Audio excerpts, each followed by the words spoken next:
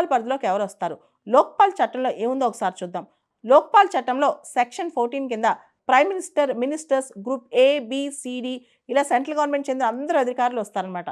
అయితే supreme court judges, high court judges Lokpal పరిధిలోకి రారు. ఇంతకుముందే ఒకసారి కె. వీరాస్వామి కేసు అని చెప్పి 1991లో ఒక కేసు జరిగిందనమాట.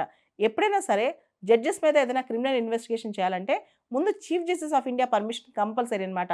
వీరాస్వామి కేసు ప్రకారం ఏ జడ్జెస్ పైన, సుప్రీంకోర్టు జడ్జెస్ కానీ, హైకోర్టు జడ్జెస్ కానీ వీళ్ళపైన ఏదైనా ఇన్వెస్టిగేట్ చేయాలంటే ఖచ్చితంగా సీజే ఆఫ్ ఇండియా పర్మిషన్ చాలా అవసరం అనమాట. భారతదేశం యొక్క ప్రధానమంత్రి, మన ప్రైమ్ మినిస్టర్ కూడా లోక్పాల్ పరిధిలోకి వస్తారు. అయితే ప్రైమ్ మినిస్టర్కి కొన్ని మినహాయింపులు ఉన్నాయి. International relations, internal and external security, space, defence related వీటికి సంబంధించిన అంశాలకు సంబంధించి ఆయన పైన కరప్షన్ ఛార్జెస్ వేయకూడదనమాట. అది అటామిక్ ఎనర్జీ కావచ్చు, స్పేస్ కావచ్చు, డిఫెన్స్ కావచ్చు, అంతర్గత భద్రత లేదా బహిర్గత భద్రత ఇలాంటి అంశాలు, అంతర్జాతీయ సంబంధాలు వీటిలో ఆయన్ని అవినీతి అని క్వశ్చన్ చేయకూడదు. ఇది ఒక్క ఎక్సెప్షన్ తప్ప మిగతాది ప్రధానమంత్రి కూడా లోక్పాల్ పరిధిలోకి వస్తారు.